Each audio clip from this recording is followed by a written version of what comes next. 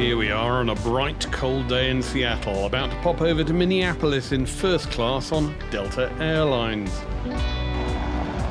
Now in Seattle, I walked down to Pike Place and indeed walked through the markets before taking the train to the airport just to catch a bit of the sight of the city, and it was a lovely, bright, colourful city too. Now, I hadn't planned to fly in first, however, I wanted to maximise my Virgin Australia miles and get a comfier seat, so I was surprised to find that booking just 2 weeks from departure, first class was cheaper than basic economy on Delta, at a mere $330 compared to nearly $360 for economy. Paying less for a first class seat on a roughly 3-hour flight seemed to be good value to me, but did make me wonder if many people actually pony up the cash to sit up front as opposed to trying to score a free upgrade. Well, no upgrades on the train, just a quick train ride from Pioneer Square down to the airport. Took about 40 minutes, the cost was $3, and on the train as you approach the terminal, all sorts of interesting aircraft can be seen, and there are great views of the Apron and Alaska Airlines as well, very much in dominance.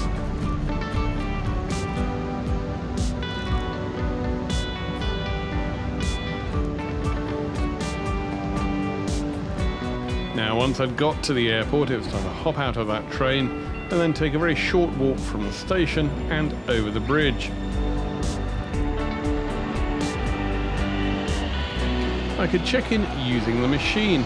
I tried to check in online for this flight, but it always missed those magic words, Sky Priority. Using the machine, swiping my gold card, they're added to the boarding card. Seattle Airport itself is large, grey, and I've got to say utterly unimpressive. Thankfully I could avoid checking in person and straight to the Delta Seattle Sky Club, and had the usual debate at the desk as to whether my Virgin Australia Gold card permitted entry. Initially I got a no before the clerk checked in the manual. Now, the Seattle Delta Airlines Sky Club is a lounge you really must visit if you get a chance. It's one of the most impressive domestic lounges in the country, which I've got to say isn't saying much, but it's worth it for the views. At 21,000 square feet and seating 400 passengers, the lounge is one of Delta's largest in the United States, and the Delta Sky Club Seattle can get a lot of traffic, yet it doesn't really feel cramped thanks to the large balcony upstairs with plenty of natural light throughout the lounge. The lounge itself plays host to locally inspired art because within the Delta Sky Club Seattle there's the lounge's own art gallery. There's also a quiet upstairs area, and right next to the bar is a refectory area with a self-service buffet including both cold and hot food options. Quality and presentation are a clear step up from most Sky Clubs, reflecting the showcase nature of the lounge. Cold dishes include the usual chopped vegetables, hummus, chips, crackers, power salads and marinated vegetables. However, you'll also find more creative hot food such as some decent burgers and hot pies. If you look way over the other terminals, you can even see Mount Rainier, so long as it's a clear day, and you can watch the aeroplanes as they arrive. The bar itself, it sits right in the middle of the new Delta Airlines Sky Club, underneath the balcony. The bar itself is totally full service with bartenders who do actually seem to know their wines. There's no self-service here. However, the wine list itself, I found it rather dull. Bar taps are good though, lots of craft ales in bottles, and indeed they include some local brews such as Georgetown IPA craft beer and Delta Sky Club's own IPA. Really unusually for a Delta Sky Club, there's even a small spa in the lounge. I popped in, but there was a waiting list, and it was clear I wouldn't have time to be treated. Soon it was time to board from the gate right next to the Sky Club. Legroom isn't that good, and indeed the aircraft is 20 years old, even though it doesn't really feel it. Now, I was amused to see that Delta serve Dasani tap water in bottles. Decades ago, I covered the fiasco and indeed the catastrophic PR launch of the brand after the Peckham Spring debacle. And then as soon as I sat down, the in-flight entertainment was ready right from the moment I was in that comfy seat.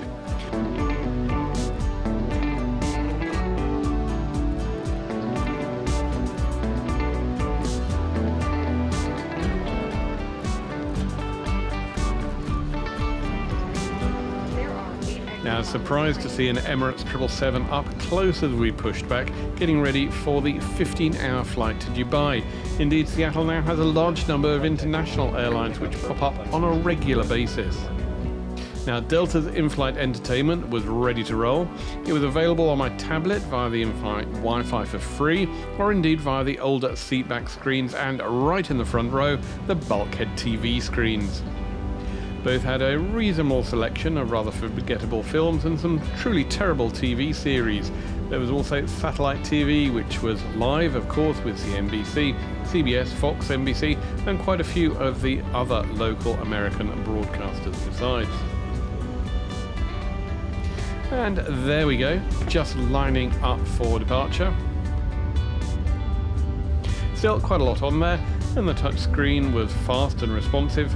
And the moving map, well, when our destination was finally plugged into it, that is, it was quite good.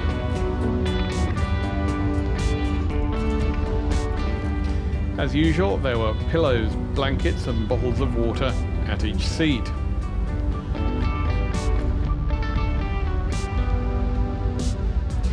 Now, I was in Delta's Boeing 737 first class cabin. It consists of a total of 16 seats spread across 4 rows in a 2-2 configuration. It does feel a little bit like going back in time, to a time when the best seat in the sky was a simple recliner.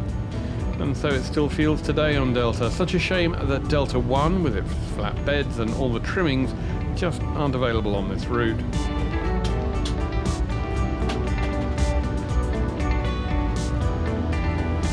Each seat comes with seatback TV with a power socket at the US voltage of 120 volts. Sadly, my laptop needed 240 volts to power up, so I couldn't use it. There is, however, also a USB power socket next to the video screen.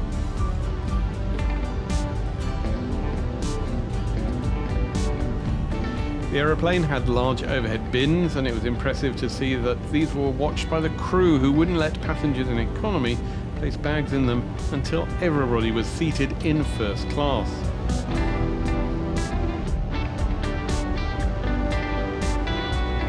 So there we go, on takeoff out of Seattle.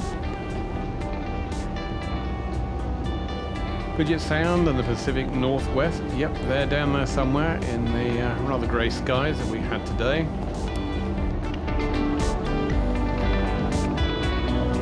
Took a route over Boeing Field as well. You can see it down there in the distance. Somewhere, I think it was just below us.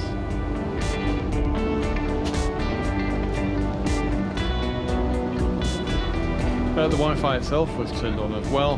Wi-Fi is via GoGo, which is quite slow and expensive at $10 for a 1-hour pass, or $25 for a pass for the whole flight. Beware as well, it doesn't like non-US credit cards, and will also hammer you with an overseas credit charge if you do manage to get it to work.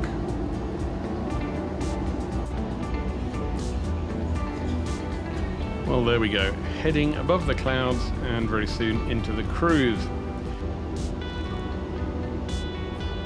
Now, Delta provides some sit-in-the-ear headphones for free in first class.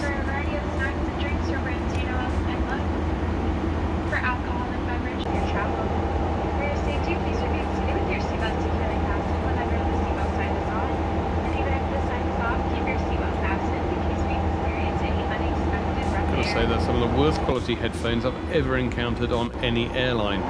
Federal regulations prohibits use of cellular networks during very tinny and pretty much basic. If you can, bring your own. Thankfully, there was also the traditional printed in-flight magazine. Judging by how well thumbed it was, it's still quite widely read. Now, as we head out, there was a lovely view of Mount Rainier as we headed south for a little bit before turning east.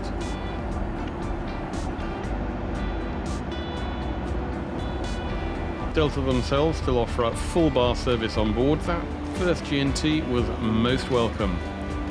The crew then handed out snacks, which did make me wonder if we were going to get any lunch at all.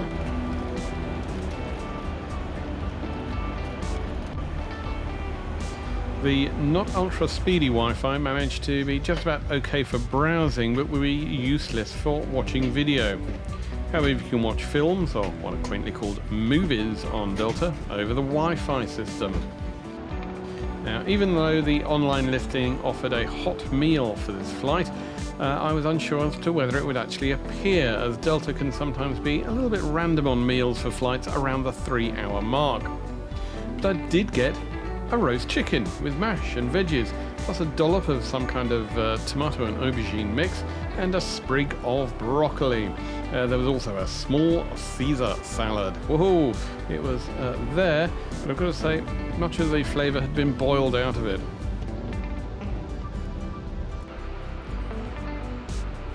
However, a second and third round of drinks was offered. In fact, the bar was very much free-flowing. Ice cream as well came round.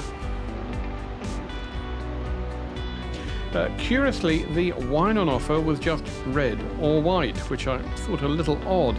And indeed, when I was asking what type of red it was, let alone which vineyard, the crew didn't have a clue.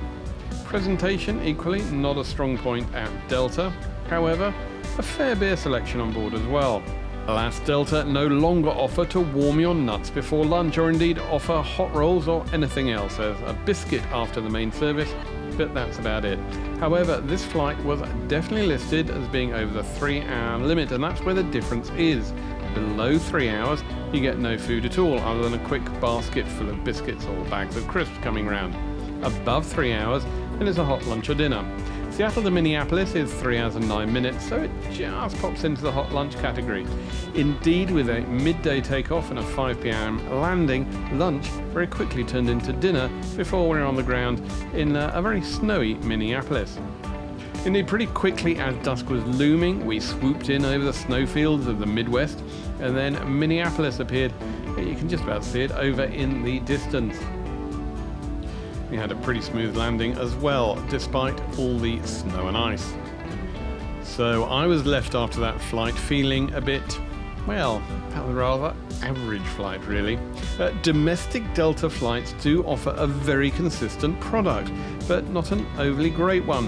While Delta's first class seats aren't the best or the most spacious out there, well, yeah, you've got to say they're consistent, and they do recline. There is power, there is entertainment, and there is, if you can afford it, Wi-Fi as well. Service, drinks, and indeed the meal itself was pretty dull. It does the job, but that's just about it. Nevertheless, for the price, I've got to say, it was actually worth it. This was, remember, a cheaper ticket than if I'd paid a full price economy ticket. And for me, that made it worthwhile.